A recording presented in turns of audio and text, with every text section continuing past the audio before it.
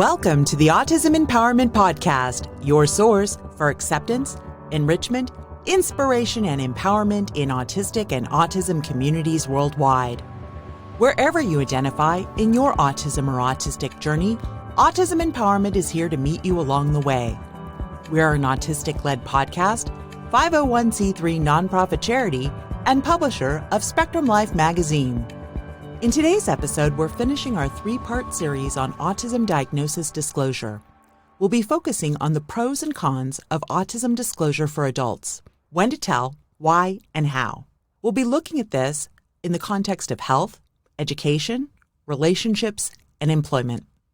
And we're back on the air. Hi there, Karen. Hello, Johnny. How are you faring this fine day? I'm doing really amazing because I'm here with you. Aw, you're super sweet. Hello, podcast friends. Thank you for joining us here today for the Autism Empowerment Podcast. My name is Karen Krejcha, and I'm the Executive Director and co-founder of Autism Empowerment and one of your regular hosts.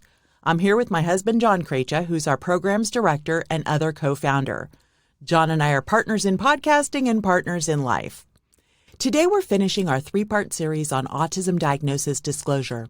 In Part 1, which was Episode 10, we discussed the important topic of sharing an autism diagnosis with a child. In Part 2, which was Episode 11, we discussed disclosing a child's autism diagnosis to family members and others in the community. Today's show is geared towards adults on the autism spectrum, who are wondering when it's appropriate to disclose their diagnosis to others and how to do so. There's a lot we'll cover here, so for now I'm going to turn this over to John, who will be asking questions and helping monitor our time together. I'm happy to keep an eye on the clock today and keep us on track. I know today's topic is very important and has a lot of meaning. In the last two shows, we focused around children and disclosure. Why are we talking about adults and disclosure, and what areas are we going to talk about today? About 8 years ago, I was involved in an autism mentoring book project. It was called Been There, Done That, Try This. The book identified the top 17 issues that caused the most stress to adults on the autism spectrum, and then provided mentoring advice in each section from a variety of different autistic viewpoints. Disclosing an autism diagnosis was on that list of 17, and it resonated with 79% of the respondents who had participated in the initial research. We know that there are a lot of adults out there that are having challenges with how, when, and why to disclose their diagnosis. It's something they're going to be dealing with not just once in their life, but in many different contexts and situations. So we can't cover every personal situation in this show, but we want to be able to provide adults out there who are listening support. What we're going to do today is give an overview, including why or why not to tell and who to tell, questions to consider in the disclosure process. We're going to talk about differences between passive, reactive, and active disclosure and going over contextual situations in which you may wish to disclose. We'll also include some questions for you to think about and some suggestions before you actually go through with the disclosure process. Because there's going to be a lot of content in this episode and we want you to remember the takeaways, we're going to include a transcript and additional resources and links in our show notes. I'm sure that's going to be really helpful for people because I know that we're going to be covering a lot of things. So first of all, generally speaking, why should a person tell other people? So speaking here as an adult on the spectrum and speaking to you out there who are adults on the spectrum, we've likely been in situations where our social quirks, our idiosyncrasies, or some of our behaviors that are related to our neurology made other people misunderstand or feel uncomfortable or perhaps even judge us. We may not have even known that we were autistic, but we knew that we were somehow different and what we did was affecting somebody else in a certain way. If you're going to require a level of accommodation, support, patience, or understanding in a particular situation, telling someone about your diagnosis can often make this happen and may smooth things out for all involved. There may be times when full disclosure may be needed. There's often times when partial disclosure will suffice, and there's quite a few occasions when you don't need to disclose at all. So that makes sense. It's situational on when and how you need to disclose. What are some of the general things to consider before deciding whether to disclose or not to disclose? It's not necessary to tell everybody that you meet or know that you're autistic. It's a very personal decision, and you need to be authentic with yourself. We're all on a lifelong journey, and that includes how we feel about our relationship with autism. Maybe we've fully embraced it, but a lot of us still have some hangups with it. Maybe we use identity first language, I'm autistic, or maybe we don't feel quite comfortable with that because we've been bullied or felt stigma in our life. It's one of those things that you're going to have to really think about yourself, because if we've had negative experiences related to autism, we may be hesitant and we might be afraid to give people a reason to use our diagnosis against us. It also depends on how long ago we might have been diagnosed. Were we diagnosed in childhood, or was it something that happened later in life? That context can be really important if most of the relationships we have developed have been with people that were prior to diagnosis. Are those relationships strong enough to be able to disclose? Things to think about also include our race, our ethnicity, gender, culture, the different intersections of our identity, including where we grew up and our family dynamics. These things that happen in our formative years and other aspects of our life experience do come into play here as well. I know, Karen, when we were first talking about doing this particular show, one of the things that you said to me was, once you disclose, you can't unring that bell. Should people consider that as well? That's a really important thing to think about, because a lot of us on the spectrum have challenges with being impulsive. So if we're having a really good day, we might go, I feel great about disclosure, I'm going to tell everybody. And then if we're having a really bad day, we might wish that we hadn't done that, but we can't take it back. So I think it's something that you're going to want to really have a heart-to-heart with yourself about and write out. And we'll give some tips and some strategies near the end of the show about that. But yes, that's a critical thing to think about, because you can't unring that bell. So in our last show, we talked about passive, reactive, and active disclosure. So I want to touch base with that and how it relates to adults. I'd like to talk about all three. I'd like to first start with passive disclosure. Passive disclosure is a technique that compensates for the fact that autism is often an invisible disability or a hidden disability. It's not obvious to people that you might be autistic. I use the word passive here because we don't directly approach someone regarding our diagnosis when we're disclosing passively, but we still communicate in some way that there may be differences in interactions. So when we were doing this show and describing parents disclosing their children's diagnosis passively, we used examples of bringing visual supports or fidgets or noise-canceling headphones out in the community. These types of things symbolized that someone's child might be processing the world a little bit differently and helped prepare other people should their child do something that might be considered unexpected. With adults, you might be disclosing passively by using earbuds or sunglasses inside, or maybe wearing a hoodie over your head. Now, I realize that is something that a lot of people do, but it's kind of an example there. One of the bigger ones would be shirts, clothing, and a lot of adults will do something where they will wear clothing that identifies themselves with nerd or geek culture. Kind of like Star Trek or Star Wars. There's a lot of people that still like these things that are not autistic, but there is oftentimes an overlap between nerd and geek culture and adults on the spectrum. People that are more comfortable disclosing their diagnosis might directly wear a shirt that says autism on it. Some people that are comfortable with their diagnosis and advocacy may even get a tattoo. Now, this can be subtle, like a rainbow infinity symbol if you're really into autistic culture and follow a lot of that stuff online. That's popular with a lot of autistic adults. Some adults like the gold symbol, the periodic table, AU, or it could be something else that's symbolic to them. That's some good information. The next one I'd like to go over is reactive disclosure. Reactive disclosure happens when you thought you could get by with not disclosing, or you were hoping that your passive disclosure strategies worked, but something unusual or inappropriate happened, and then that required some sort of additional explanation, understanding, and possibly accommodation. In our previous show, we used an example of a child being in a restaurant and running over to someone's table and taking their food. I'd hate to see an adult do that. It's not so fun when your child does it either. So when might that come into play with adults? One example might be a meltdown.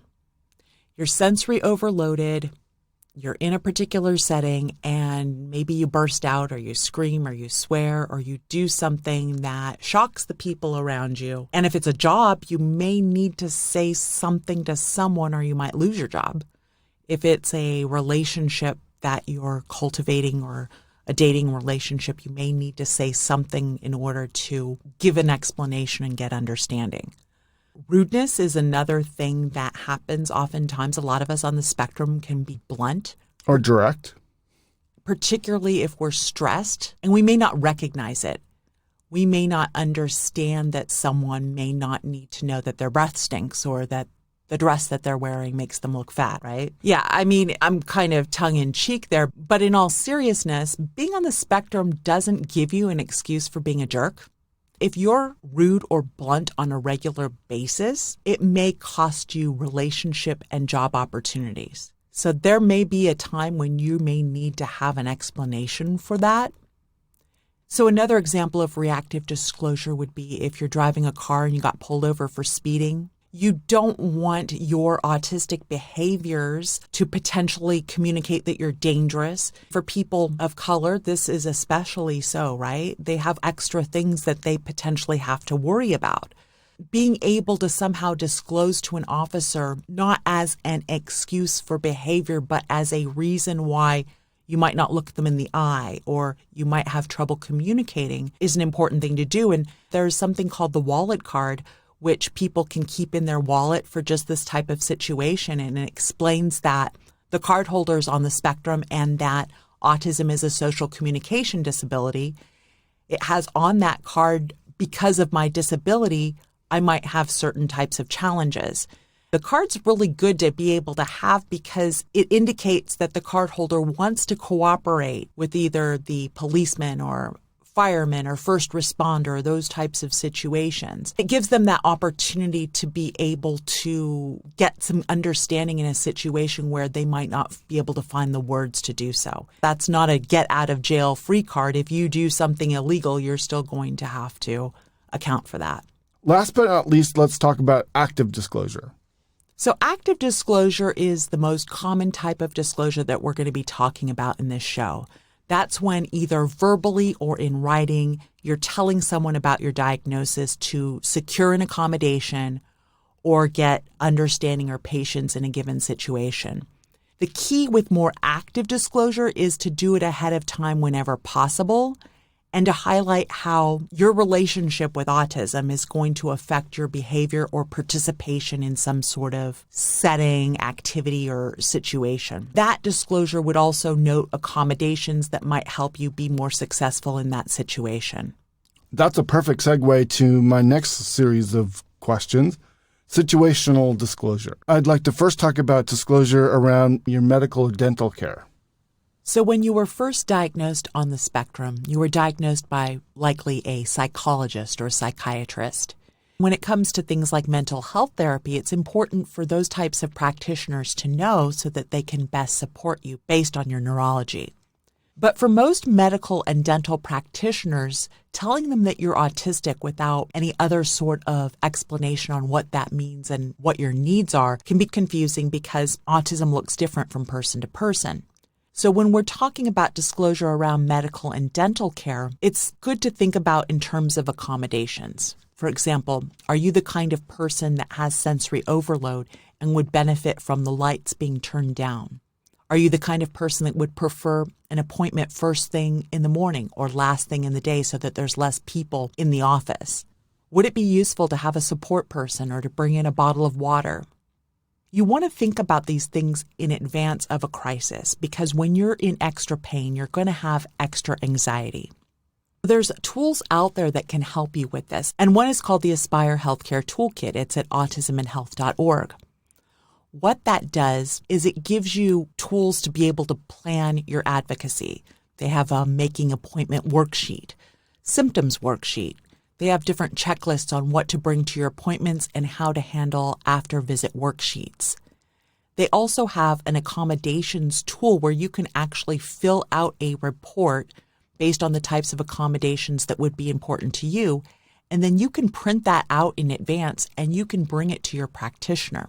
Or you can print it out and then disclose parts of it. It's up to you. For me, tools like this were incredibly important when I was diagnosed with pneumonia, and then a few years later, most recently when I was diagnosed with COVID. I wasn't in a frame of mind to be able to talk intelligently about autism or my diagnosis. I just knew that I was going to be struggling with certain things, and having these types of tools could help me advocate. That sounds like a fabulous tool. We'll make sure that we have that on our show notes so people can download that and check that out.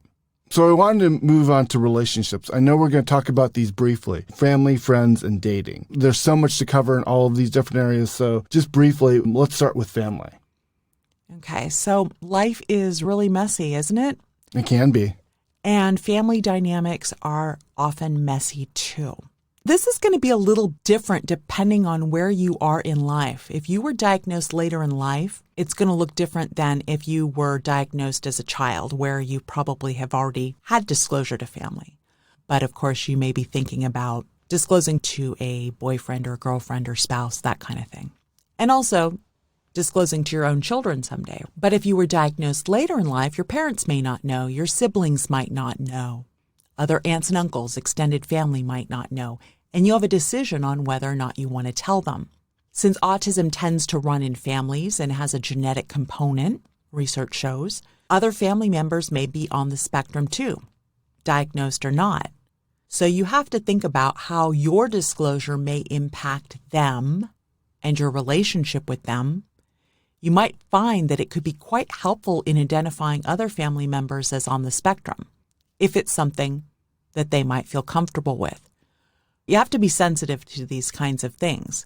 When you're disclosing about yourself, it isn't a situation to be trying to out someone else's kid or to try to out a parent or those types of things.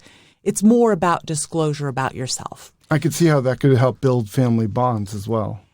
In our last show, we talked about disclosing a child's diagnosis to others, and we went into a pretty decent section on disclosing to parents, the child's grandparents. You might want to go back and listen to that show in terms of disclosure to family, because there's all sorts of different feelings and emotions that potentially come into play. And we're not going to go into that in this show. But remember that when you choose to make that disclosure to family members, if they're people that you're going to be seeing on a regular basis, you might want to have some information about autism that you feel comfortable sharing that makes sense to them as well. Because there's a lot of information out there, and you want to give them information that is relevant to you and your situation. Next, we're moving on to friends. A lot of us on the spectrum have a really difficult time navigating friendships and relationships. We want to have friends, or we want to have at least a close friend, but sometimes it can be difficult to determine what our real relationship with another person is. So when it comes time to disclose, we may have a tendency to overshare, and that could intimidate people. And depending upon their age or their level of maturity or their life experience, it might be too much. Because I could see that where you're trying to determine if a person is a true friend or just an acquaintance. If you've never had a true friend, how do you know what that is? Is it somebody that's going to be there for you in an emergency? Are they going to check on you if you've gone off the grid for 6 weeks? Or are they just looking for something because you can do something for them? And then there's lots of friends who are like acquaintance type friends. Maybe you play Dungeons and Dragons with someone, but you don't really get together and hang out other than that. Or you have friends that you talk about certain hobbies with, and they like you and you're friendly with them, but you wouldn't necessarily be getting into a heart-to-heart conversation.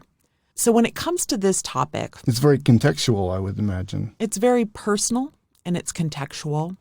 I would suggest that if you're older and you were diagnosed later in life and you've had a close friend you've been friends with a long time and you've been through a lot of ups and downs with, and you know that that person would be there for you, then they're going to accept you. If you know that you have a friend who's going to accept you for who you are, where you're at, then that would be somebody to potentially disclose to if you feel that it's going to benefit and enhance your relationship. Now, if the disclosure goes poorly and the person doesn't want to be friends with you anymore, then perhaps that's an indication that that's not the kind of friend that really would have been good for you anyway, because you deserve better. You deserve to have friendships with people that accept you for who you are. And are there for you through thick and thin, ups and downs. Right. So women may find it easier than men to disclose because it's generally easier for women to talk about their feelings. I typically have two feelings, hunger and sleep. Is sleep a feeling? Or tired, I should say. Sleep is a mood.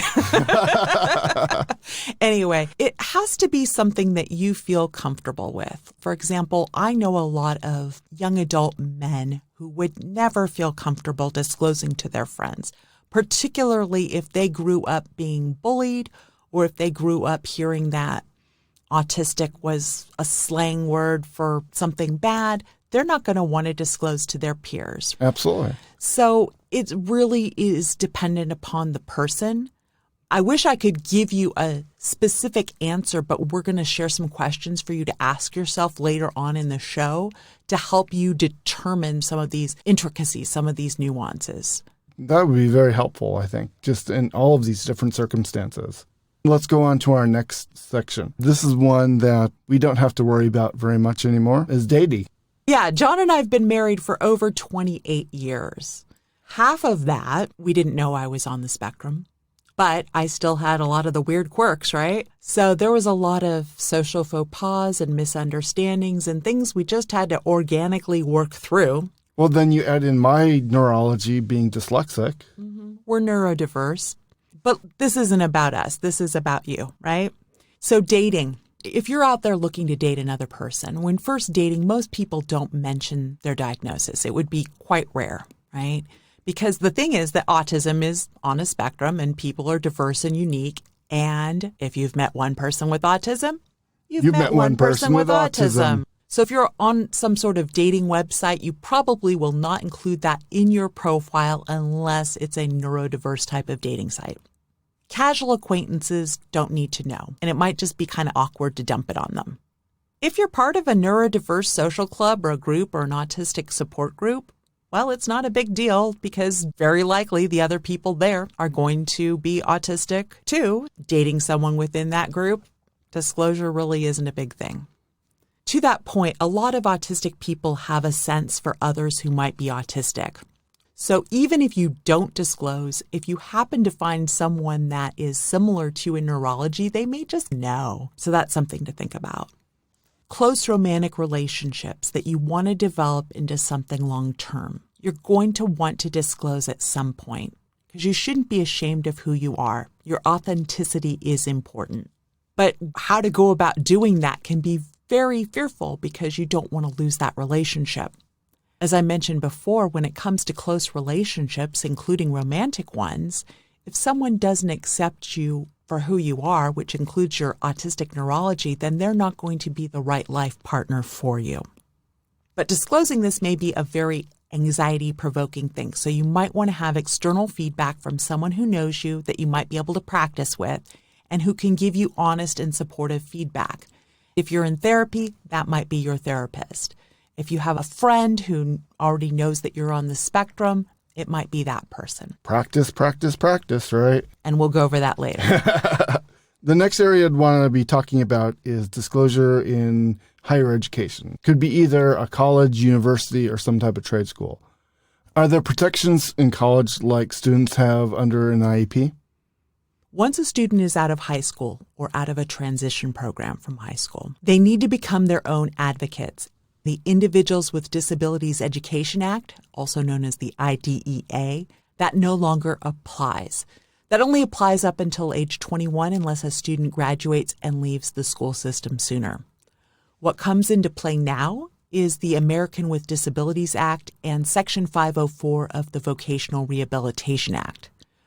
We're not going to go into those laws in great depth as that can be a show in and of itself. However, we will include links to both in the show notes so that you can read up on it and see how it pertains to you.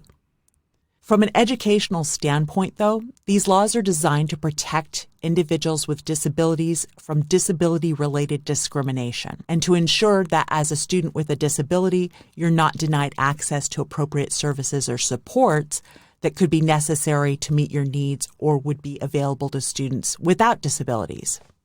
One of the key differences between the protections of IDEA if you were a student who may have been on an individualized education program or a 504 plan in high school, is that it's a shift from entitlement services to eligibility. To access the assistance of a state's Department of Disability or a vocational rehabilitation program or other services as an adult, you have to prove eligibility according to the rules and requirements of that program. The same is true when a young adult wants to access supports at college. So what are the options? Basically, there's 3 paths you can choose. 1, don't disclose anything. You can enter into the school system. You never have to disclose. Just recognize you won't get any special academic accommodations. However, you still have the same access to counseling, tutoring, or other services or programs that the school may offer.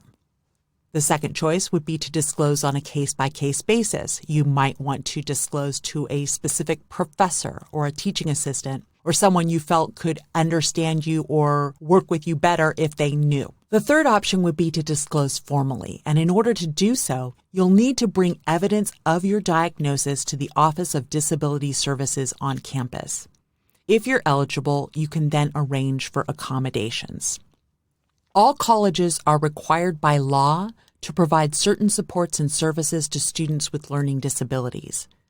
Typical accommodations which are easier to get include use of note takers for class lectures, making audio recordings of lectures, use of a laptop computer in the classroom, and taking exams in a distraction-reduced room.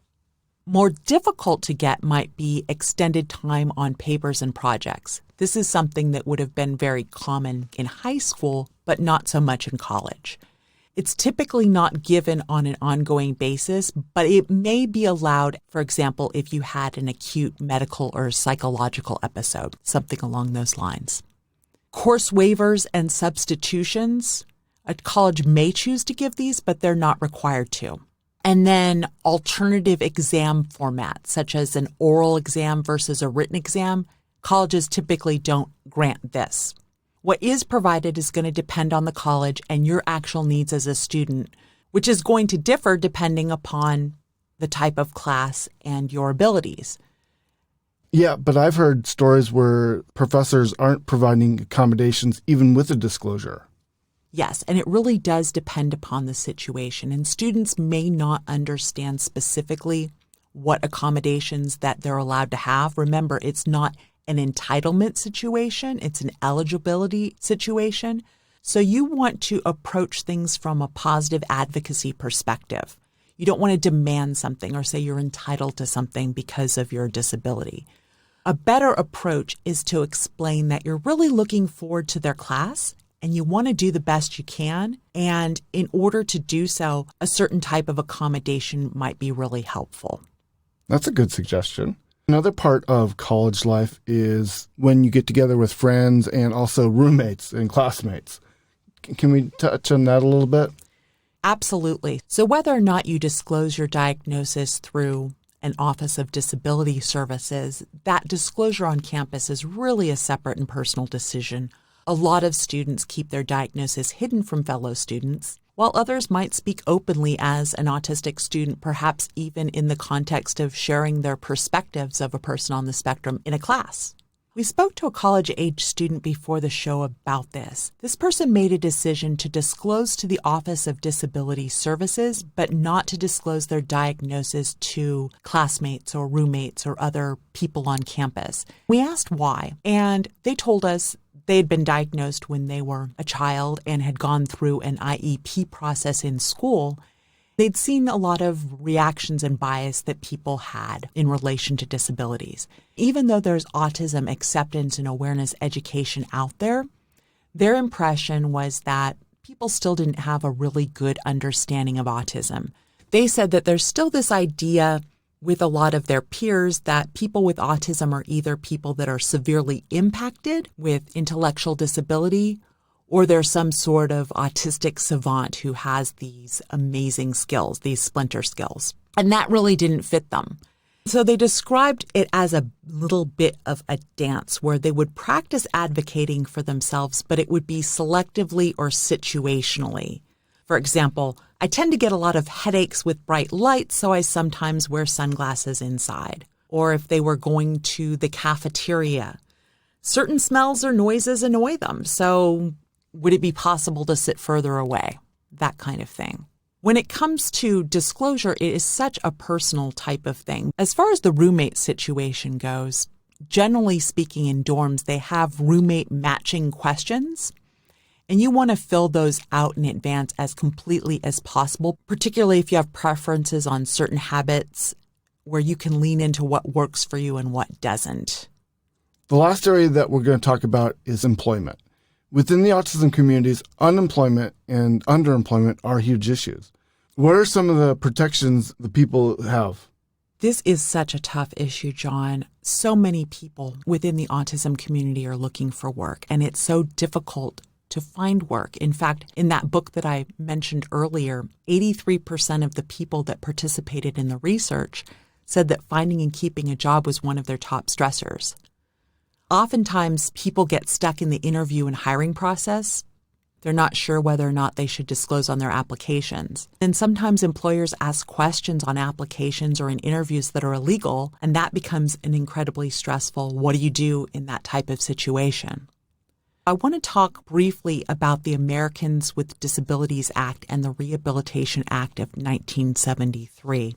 We mentioned this briefly before, and we're going to include it in the show notes, but I want to mention it in relation to employment because this is where it's going to come into play quite often. The American with Disabilities Act, also known as ADA, is a civil rights law that prohibits discrimination against individuals with disabilities in all areas of public life, including jobs, schools, transportation, and all public and private places that are open to the general public. The ADA became law in 1990. The Rehabilitation Act is pretty similar. It prohibits discrimination on the basis of disability, but this is in relation to programs that are conducted by federal agencies in programs that receive federal money. So how is disability defined in this context? So both acts, which are federal laws, define a person with a disability as somebody who has a physical or mental impairment that substantially limits one or more major life activities.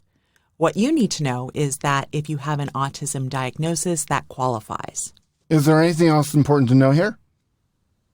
The ADA applies to state and local governments and to private employers with 15 or more employees. Title I under the ADA Act is designed to help people with disabilities access the same types of employment opportunities and benefits available to people without disabilities. When you're going through an interview process, employers have to provide reasonable accommodations to qualified applicants or employees. A reasonable accommodation would be any modification or adjustment to a job or work environment that would allow an applicant or employee with a disability to participate in the application process or to perform essential job functions. That being said, a person must be qualified for the job. However, each individual person needs to decide whether or not to disclose disability information, and if so, what information to disclose. So when would this come into play for adults on the autism spectrum where disclosure would be taken into consideration? If you're thinking about the whole employment process, any organization that's required to abide by the ADA cannot discriminate against a qualified individual on the basis of disability in regard to job application procedures, the hiring, advancement, or discharge of employees, employee compensation, job training, as well as other terms and conditions and privileges of employment. So essentially that whole employment process. That makes sense. So what are some of the primary ways that someone on the autism spectrum might look for a job? So there's three. The first would be Vocational Rehabilitation, which is a state agency that helps people with disabilities in their employment process. The second would be employment agencies. And then the third way would be looking on their own. So let's go over all three. Let's start with vocational rehabilitation. Vocational Rehabilitation is a state agency that helps people with disabilities and veterans to look for work, to regain employment, that kind of thing. They contract out and partner with different organizations and businesses to help develop employment opportunities. So there's a whole application process that goes around that. And if you're interested in vocational rehabilitation services, we'll put links to that in the show notes. A couple little things that would be helpful to know is that if you go through VR, you may get to choose an employment agency to work with, and you may have the opportunity to work with a job coach. A job coach is somebody who specializes in helping people with disabilities learn and accurately carry out job duties. For someone on the spectrum, this might mean that they may also help you with the interpersonal skills necessary to work in the workplace. They might practice interviewing with you. They may help you with your resume and talking about disclosing your diagnosis, those kinds of things. So next are employment agencies. Can we just briefly talk about that? Employment agencies are companies that are contracted to hire and staff employees for other companies. There's a number of different kinds. It might be public, operating on a federal, state, or local level, or it could be a privately owned organization. I used to work in one of these prior to Autism Empowerment, and we help place people in different technical and clerical positions. In an employment agency, the positions that are offered are often temporary, contract-based, part-time, or what's called temp to hire, where you might start out as an employee temporarily for 90 days, and if they like you and you like them, you may get an invitation to become a full-time employee. The agency typically keeps a file for each employee or their candidates, noting what their skills are and their work history, and that helps them match employees to new assignments. Many sectors outsource their recruiting to employment agencies, as it helps companies simplify the hiring process for entry-level and mid-level jobs. So this is often a really great foot in the door for somebody who might be looking for temporary or entry-level type of work, but have skills in a certain area. They can also offer employers and employees a little bit more flexibility that permanent work arrangements do not. One area I want to talk about a little bit more in depth is searching for a job on your own. So even if you go through a vocational rehabilitation program or an employment agency, it's not guaranteed that they're going to be able to find a job for you. Oftentimes, you still need to look on your own. And so that's often the most common way that people go when they're searching for jobs, even if they have these other oars in the water, so to speak. What you need to know here is that under the law, an employer is not allowed to ask disability-related questions until after it makes a conditional job offer to an applicant. Once a conditional job offer is made, the employer may ask disability-related questions as long as this is done for all entering employees in that job category. So what are some of the pros and cons about disclosure in employment? I'd like to get real here for a moment. I used to work in the employment industry for a number of years, and I saw a lot of people come through that were kind of like me. They didn't disclose their diagnosis because this was back in the 90s and they didn't know. I didn't know. But they were quirky. They were a little bit different. You could tell that they were going to have some social challenges in the interview process and potentially in the workforce too. When I would coach these individuals to interview, I would say to them that you need to stress the skills and qualities that are going to make you an awesome fit for the company. You need to let them know why they should hire you. When you're in a job interview, you don't want to give them reasons to not like you. You don't want to lie. So to some people on the spectrum, that means you need to disclose. But remember, you don't have to disclose. You're not lying if you don't disclose during the interview process. If it makes you feel more comfortable during an interview or a conversation because you're not hiding anything, okay, you might want to disclose if you feel that the person that you're with you can be comfortable with. If it provides you an open conversation for how your disability may affect your work, that could be a positive reason to disclose. If you know that the company might be autism friendly or disability friendly, you might feel safer to do so. But there's a lot of companies out there, there's a lot of people out there that still stigmatize disability. They stigmatize challenges with mental health. During an interview process, if you know in your heart that you can do the job and that you've got the skills and the qualities that it would take to become a good employee for that organization, disclosing your autism diagnosis may very well hurt you more than help you. Now, once you get a job offer, if you know that you're going to be needing accommodations, Disclosure is necessary before requesting and receiving those accommodations at work. You'll need to know what those accommodations are that you need that can help you be more successful in your job. So you're going to want to read up a little bit on the ADA and what your protections are in that case. Disclosing during an interview is a real personal decision, and you're really going to want to take into account if you're having struggles getting past the first interview, whether or not you should be disclosing. Disclosing your diagnosis may also have some negative consequences. It could cause you to be excluded simply based on your diagnosis. It might get in the way of finding work or advancing your career, promotions, that kind of thing. And it may prevent you from ever knowing if your diagnosis or something else got in the way of you being hired, getting a promotion, or getting a new assignment.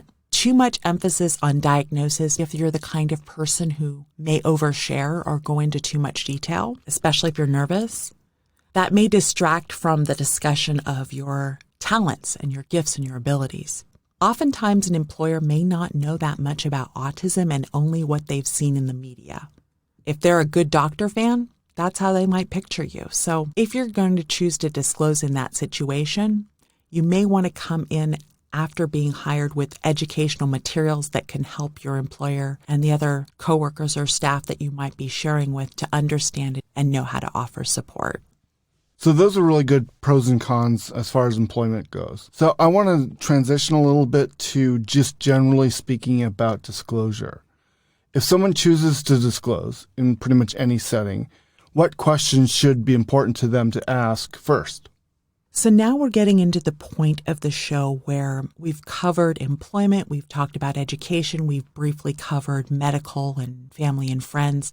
But these questions we're going to be talking about now are specific things you want to ask yourself before you're ready to disclose.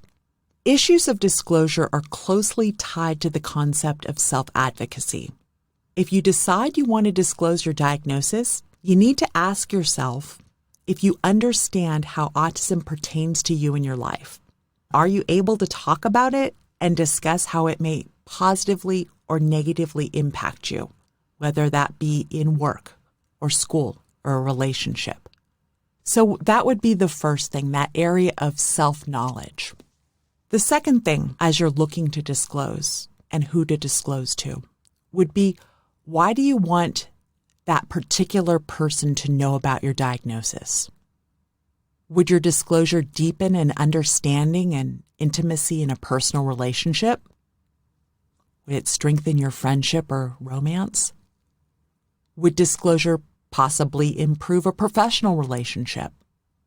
What is the context of your relationship? And knowing this is going to help you determine at what level you want to share, potentially how much. How do you think disclosure will improve your interactions with this person? Is there something that you have in mind? Because without thinking through this question, this goal, you're less likely to achieve your desired effect.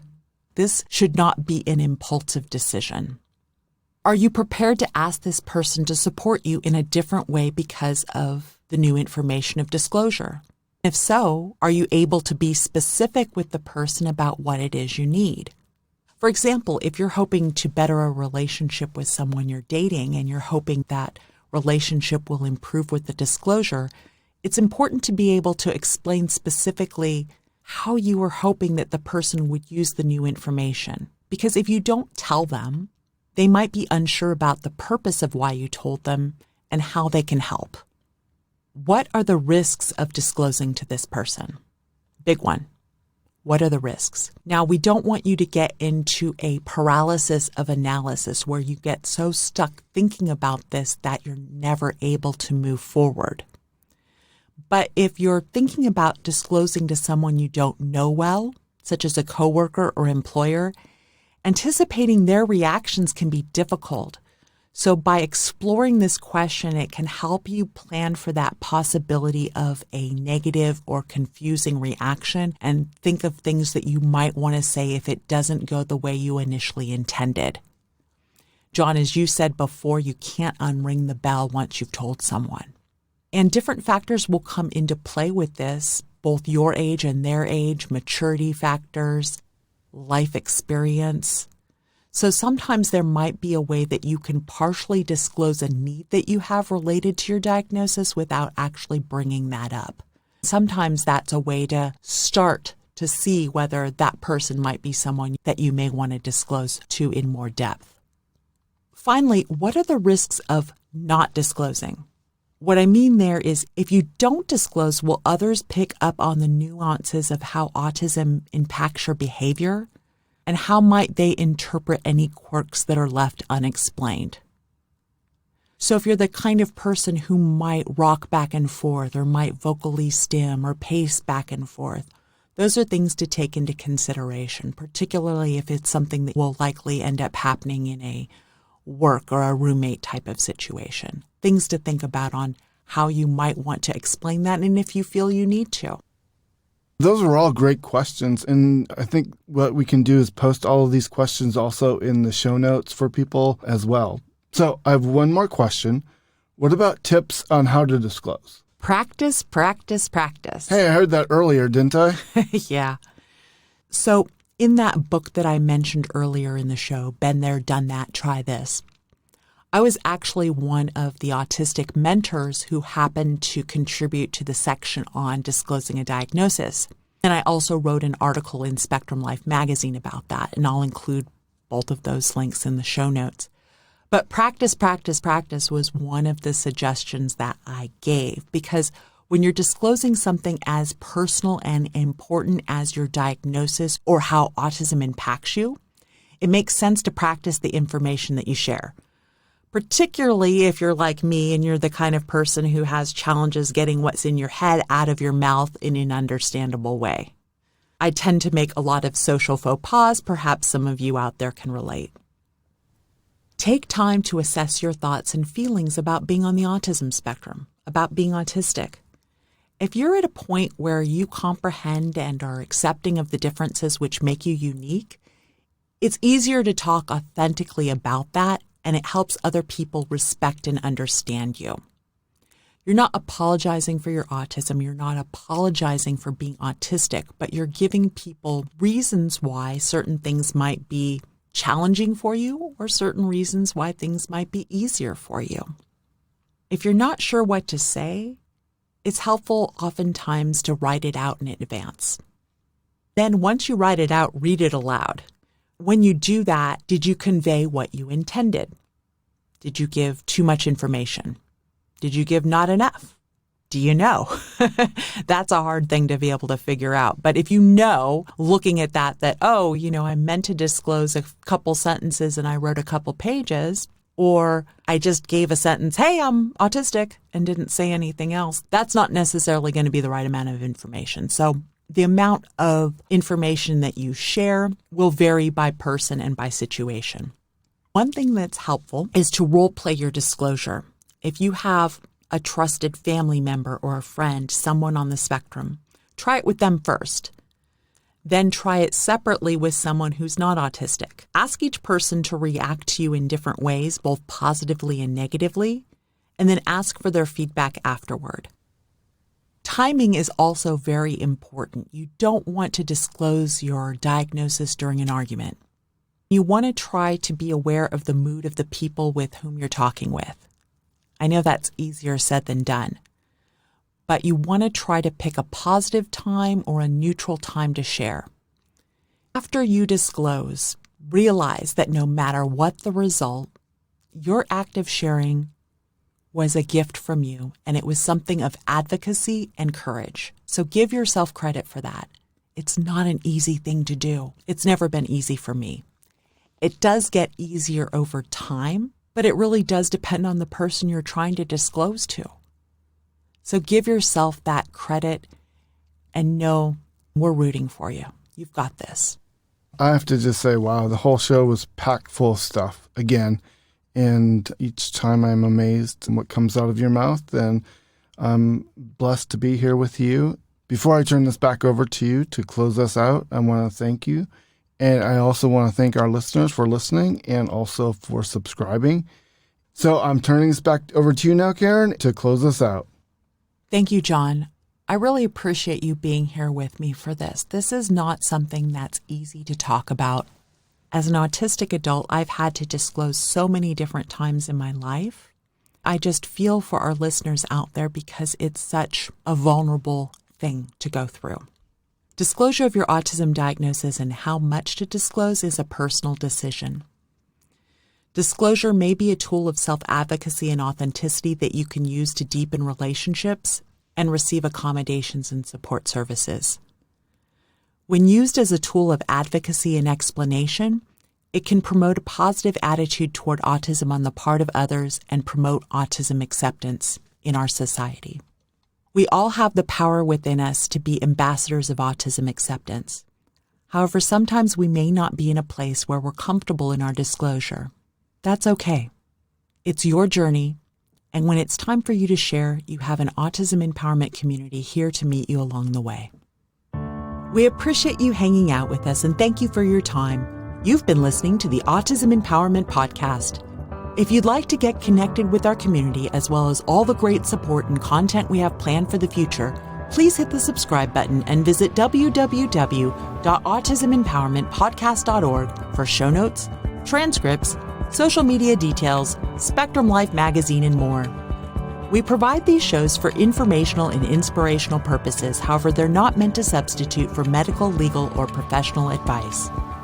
As a 501c3 nonprofit charity, we rely upon support from listeners like you to produce our podcast and other programs. We appreciate you leaving a positive review and considering a tax-deductible donation. Thank you again.